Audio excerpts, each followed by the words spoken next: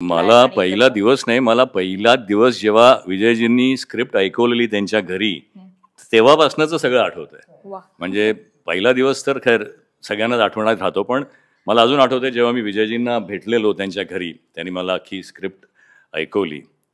आणि म्हणजे मी ते कधीच विसरू शकणार नाही की जेव्हा ते मला ऐकवायचे तेव्हा त्यांनी जेव्हा स्क्रिप्ट ऐकवलेली तेव्हा त्या पॉइंट सांगायचे की इथे बायका रडणार, इथे टाळ्या वाजणार. आणि मी प्रत्येक बापाला आपलं मूल तेवढंच प्रिय असतं. आपण हे आधी बघितलेलं असतं, म्हणतं चला सोडा नाही रे काय बोलताय आपण आधी. तेव्हा काय होतं, जास्त पैशाच बोलू, ते दिलेच नाहीत. म्हणजे दिले पण थोडे कमी.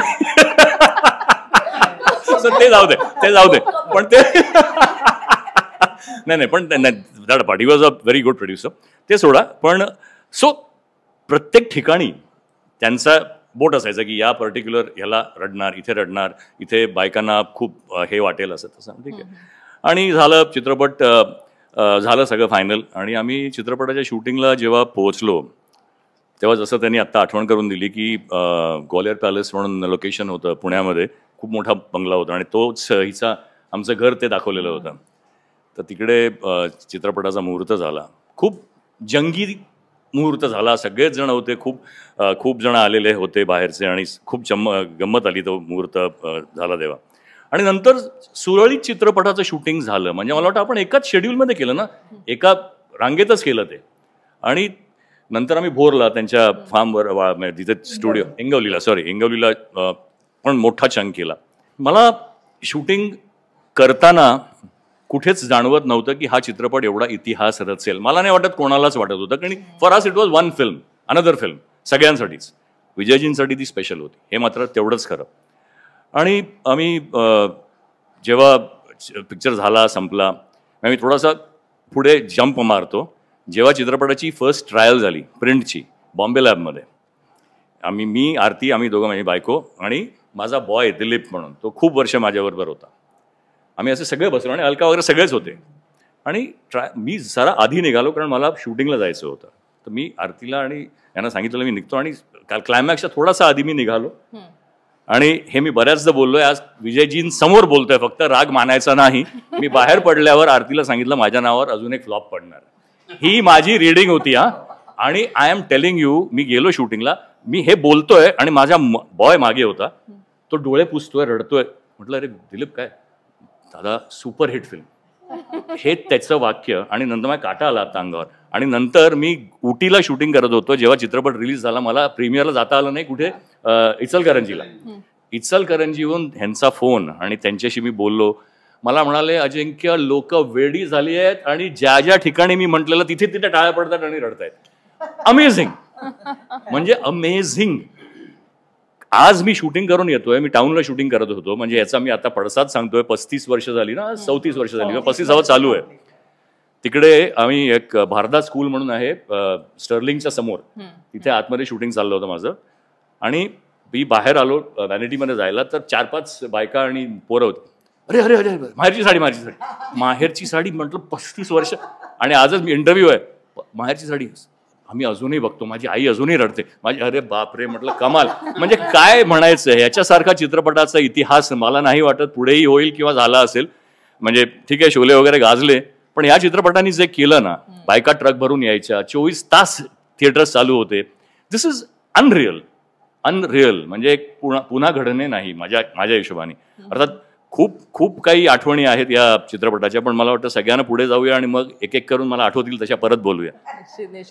अलकाताई, मी तर असं ऐकलंय की म्हणजे तुम्ही माहेरची साडी आधी खूप सिनेमे केले. मी विसरलो. हा मोठा किस्सा आहे. आम्ही कमालिस्तानला शूटिंग करत होतो, चित्रपट हिट झालेला, कमालिस्तानला शूटिंग करत होतो. मी, अक्षय कुमार, पृथ्वी म्हणून एक होता तेव्हा, राज सिप्पीची फिल्म होती, आणि सगळे बसलेले आहेत. सगळे आता मी बसलेलो, आम्ही एकत्र बसलोय. त्या दिवशी कमालिस्तानला बाकी शूटिंग नव्हतं, आमचंच ते. आणि पोलीस स्टेशनमध्ये होतं. ते पोलीस स्टेशन तुम्हाला आठवत असेल तर सरळ गेलं की राईटला पोलीस स्टेशन कोपऱ्यामध्ये. तर तिथे आम्ही सगळे बसलेलो बाहेर गप्पा मारत. 5-6 बायकांचा टोळा आला तिकडनं आणि असे बोटं दाखवायला लागले. मी अक्षयला म्हटलं अरे तेरे फॅन जागा आहेत, तेरे फॅन जागा आहेत. सगळे अरे तो पण असा बघतोय वगैरे. त्या आल्या आणि माझ्या हाताकडे पडल्या.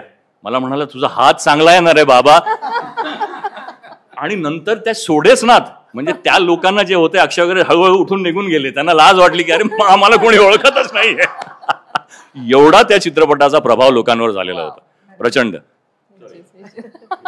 पण मी असं ऐकलंय अलकाताई की माहेरची साडी आधी तुम्ही खूप सिनेमे केलेले, आणि तुम्ही जेव्हा पहिल्यांदा, जसं अजिंक्य सरांनी सांगितलं तसं किस्सा, तुम्ही जेव्हा पहिल्यांदा विजय सरांना भेटायला आलात तेव्हा एकतर मानधनावरनं पण गणित अडलं होतं आणि तुम्ही सरळ निघाला होता तडक. काय म्हणजे सुरुवात कशी झाली होती? सुरुवात एक तर विजयजींना मला घ्यायचं नव्हतंच, कारण मी आधी सिनेमे केले होते. त्यांना नवीन नायिका हवी होती किंवा भाग्यश्री पटवर्धन, म्हणजे ते समोर आहेत.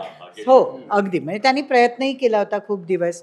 आणि पितांबर काळे आणि NS वैद्य, बरोबर मी सांगते, एकसारखे सांगत होते तुम्ही एकदा अलकाला भेटा, अलकाला घ्या, असं ते सांगत होते.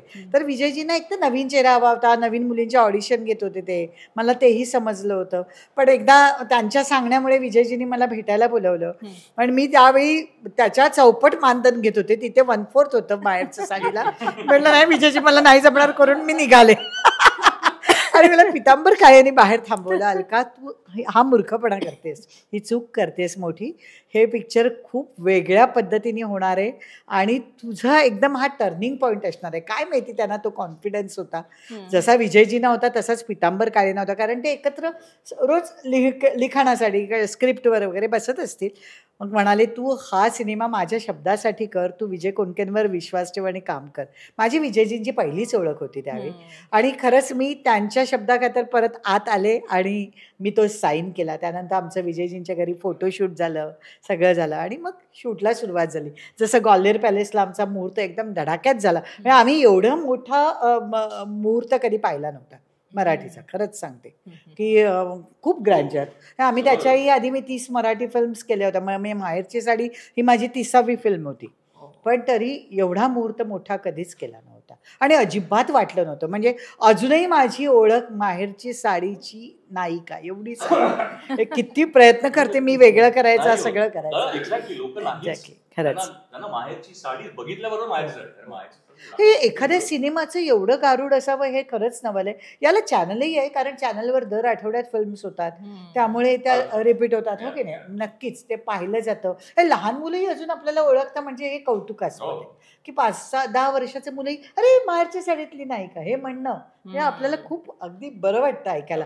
भले आपण लक्ष नाही दिलं तरी ऐकूनही आनंद होतो. मध्ये मध्ये येत आहेत आता हे अजून परत चिडणार आहेत माझ्यावर. चिडलेले होते मागच्या वेळेला, म्हणजे ते कोणावर चिडले ना सर्वात जास्त, चित्रपट जबरदस्त चालला. ते म्हणाले माझा चित्रपट अजून 200 महिने 100 दिवस चालला, 100 वॉटेवर चालला असता, फक्त तू आणि विक्रम गोखलेनी माझं गाणं कापलं. 5 कडवी होती माहेरची, 6 कडवी होती आणि आम्ही सुबलदा 3च गेली. ऐक ना, आणि विक्रम गोखले आणि माझं तेव्हा शूटिंग चाललेली होती हिंदीची वगैरे. मला विक्रमला सुबलदा होते म्युझिक डायरेक्टर, ह्याला कोरिओग्राफर, आणि चारू कॅमेरामॅन, आणि त्याला पण पटवला होता. सो हे करू नका, 6 कडवी कोण बघणार, आणि तेवढा वेळ पण नाही. जरा सुबलदा गेला त्यांच्याकडे, दादा वो इतनाच करते ऐसा वैसा काहीतरी बोलला. आता तेव्हा त्यांनाही वाटलं असेल चला ठीक आहे होऊन जाऊ दे. आणि नंतर जर 6 आठवडे, म्हणजे ते 6 कडवी झाली असती तर हा चित्रपट मला वाटतं किती 300 आठवडे. 3 कडवी 6 कडवी होती. तर त्याच्यातली हे बोलले की इतकं मोठं पिक्चर गाणं कोण बघणार, सुबलदा बोलले. तर पहिला मला आपलं सुबलदा बोलले की हल्लीचं पब्लिक एवढं काही बसणार नाही आहे विजय, मला असं वाटतं हे आपण गाणं अर्धच ठेवूया. मी त्यांचं काय ऐकलं नाही, आलं लक्षात. मग काय झालं, नंतर चारू आला, म्हणजे मी आता मूडमध्ये आहे असं बघून आला आणि मला बोलला साहेब हे गाणं मोठं नाही का वाटत तुम्हाला? तर म्हटलं नाही मला फार मोठं वाटतं बघा तुम्ही, कारण इतके लोक बसणार नाही त्यात. त्यालाही पाठवलं परत. नंतर काय झालं, नंतर हा आला. आता ह्याचं गाण्याच्या बाबतीत मला सगळं माहीत होतं, आणि ह्याचं आणि हिचं गाणं मी पिक्चराईज करत होतो तेव्हा माहिती होतं. आणि मी म्हटलं अजिंक्य देऊ पण मला सांगतोय गाण्याबद्दल. तर यालाही पाठवला. पण सगळ्यात आमच्यात वासरात लंगडी गायची आणि होती विक्रम गोखले, आणि तो मग त्याच्या स्टाईलने वगैरे बघ मला असं वाटतं मोठं आहे गाणं, आता तू प्रोड्युसर आहे, तू बघ बाबा, तू निर्णय घ्यायचा काय. तर मी तिथं पजल झालो अक्षरशः.